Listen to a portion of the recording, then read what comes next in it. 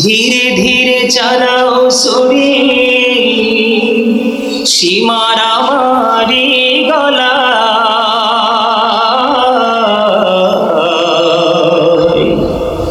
জয়নাল আবদিনের কান্দন শুনতে দাও না রে আমার। ধীরে ধীরে চালাও সরে সীমার আমারি গলা,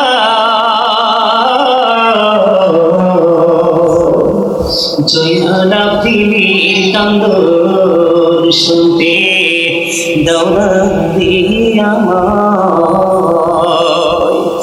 আমার নানা নবী ছিলেন গুনাহগারের শফি হলেন গো, এই গলায় দিতেন চুমা, এই গলায় দিতেন চুমা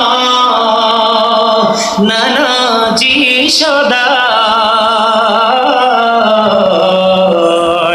জয়নাল আবদিনের কান্দন শুনতে দাও না রে আমায়। বলে ধীরে ধীরে চালাও সুরে সীমার আমারি গলা,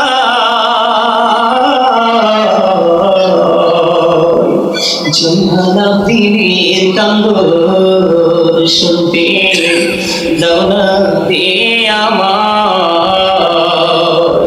কোথায় রইলেন মা জননী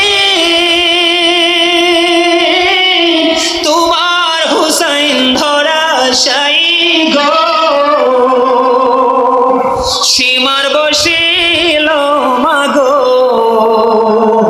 আমারি সিনা। জয়নাল আবদিনের কান্দন শুনতে দাও না রে আমায়। বলেন জয়নাল আবদিনের কান্দন শুনতে দাও না রে আমার। আমার গলায় দিলে সুরে কাঁদিবে আসমান জমিন গো, কাঁদিবে না পুনি খুদা আরশো আল্লাহ।